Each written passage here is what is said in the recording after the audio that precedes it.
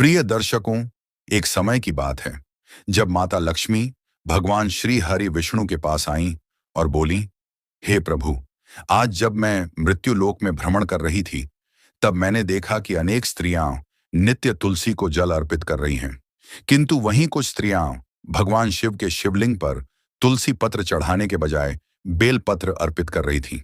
प्रभु, तुलसी तो एक पवित्र और पूजनीय पौधा मानी जाती है, फिर उसके साथ ऐसा भेदभाव क्यों?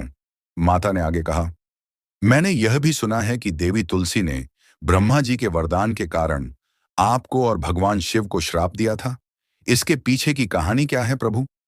भगवान श्री हरि मुस्कुराए और बोले, हे लक्ष्मी, आज आपने जो प्रश्न किए हैं वे समस्त मानव जाति के कल्याण हेतु अत्यंत महत्वपूर्ण हैं।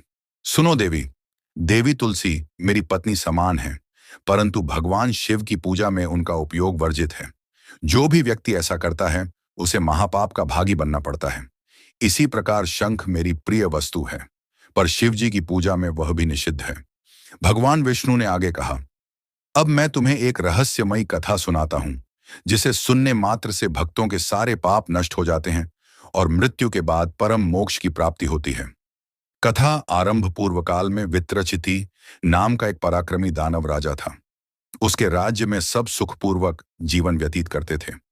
उसके बाद उसका पुत्र दंभ दानवराज बना, जो वीर, जितेंद्रिय और श्रीहरि का परम भक्त था। बहुत समय तक उसे संतान नहीं हुई। तब उसने दैत्य गुरु शुक्राचार्य से श्री कृष्ण मंत्र प्राप्त कर पुष्कर में कठोर तपस्या आरंभ की। 1,00,000 वर्ष तक तप करने के बाद उसके मस्तक से एक दिव्य प्रकाश निकला, जिसने तीनों लोकों को संतप्त कर दिया।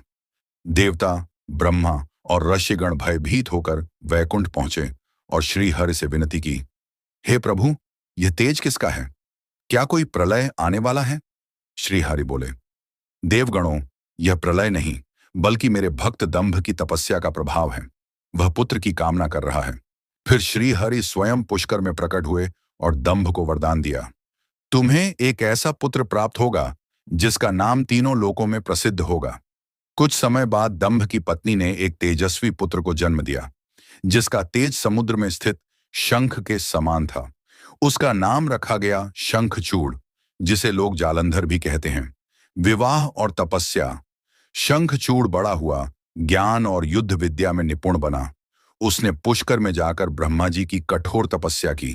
प्रसन्न होकर ब्रह्मा जी ने उसे श्री कृष्ण कवच दिया और कहा, अब तुम बद्री धाम जाओ, वहां धर्मध्वज की पुत्री वृंदा तपस्या में लीन है, उसी से विवाह करो। शंखचूड़ वहां पहुंचा, जहां वृंदा श्री कृष्ण की भक्त तप कर रही थी। उसने उससे संवाद किया, किंतु पहले वृंदा क्रोधित हुई। तब शंखचूड़ ने बताया कि वह पूर्व जन्म में श्री कृष्ण का पार्षद सुदामा गोप था, जो राधा के श्राप से दैत्य योनि में जन्मा है। ब्रह्मा जी की आज्ञा से वह उससे विवाह करने आया है। यह सुन वृंदा ने ब्रह्मा जी का ध्यान किया और वे वहां प्रकट हुए। उन्होंने कहा, वत्स, तुम दोनों गंधर्व विवाह की विधि से एक दूसरे को स्वीकार करो। तुम दोनों गुणवान और दिव्य आत्माएं हो। तब शंखचूड़ और वृंदा का विवाह संपन्न हुआ। वे दोनों सुखपूर्वक जीवन व्यतीत करने लगे। युद्ध और श्राप समय बीता। शंखचूड़ दैत्यों का राजा बना। ब्रह्मा जी के वरदान के कारण वह अजेय था। देवता उसकी शक्ति से भयभीत होकर भाग गए। तब देवी भद्रकाली रणभूमि में उतरी, परंतु आकाशवाणी हुई, जब तक शंखचूड़ के शरीर पर श्री कृष्ण कवच है और उसकी पत्नी वृंदा का सतीत्व अखंड है, तब तक कोई उसे परास्त नहीं कर सकता। तब भद्रकाली भगवान शिव के पास पहुंची।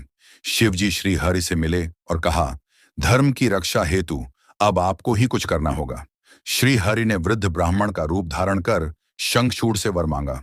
उसने वचन दिया और अपना दिव्य कवच दान कर दिया। इसके बाद श्री हरि ने शंखचूड़ का रूप धारण किया और वृंदा के महल में प्रवेश किया। वृंदा ने उन्हें अपने पति समझकर स्वागत किया। इसी बीच भगवान शिव ने वास्तविक शंखचूड़ का वध कर दिया। थोड़ी देर बाद वृंदा को संदेह हुआ। उसने पूछा, तुम कौन हो, मेरे पतिव्रता धर्म का नाश करने वाले दुष्ट?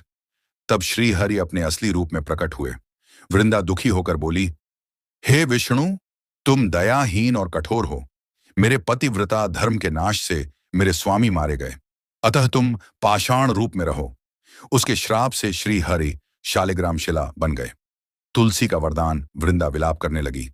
तभी भगवान शंकर और ब्रह्मा वहां प्रकट हुए और बोले, हे देवी वृंदा, तुम अब दिव्य देह धारण कर लो। तुम वैकुंठ में श्री हरि की संगिनी बनोगी। तुम्हारे तेज से गंड की नदी प्रवाहित होगी और तुम्हारे नाम से पवित्र तुलसी का पौधा उत्पन्न होगा। शिव बोले, तुम्हारा यह रूप पृथ्वी पर तुलसी कहलाएगा। जो भक्त तुलसी पत्र से श्रीहरि की पूजा करेगा उसे मोक्ष प्राप्त होगा, और तुम्हारे श्राप के कारण श्रीहरि पाषाण रूप में शालिग्राम बनकर तुम्हारे साथ ही विराजेंगे। निष्कर्ष, भगवान श्रीहरि ने माता लक्ष्मी से कहा, हे देवी, तुलसी मेरी प्रिय है, इसलिए शिव पूजा में उनका उपयोग वर्जित है। और शंख मेरी प्रिय वस्तु है, पर वह शिव पूजा में निषिद्ध है, क्योंकि वह शंखचूड़ की अस्थियों से बना है। जो भक्त नित्य तुलसी को जल अर्पित करता है उसके सारे पाप नष्ट हो जाते हैं। जो तुलसी पत्र को शालिग्राम पर रखकर पूजन करता है वह जन्म मरण के चक्र से मुक्त होकर मोक्ष प्राप्त करता है।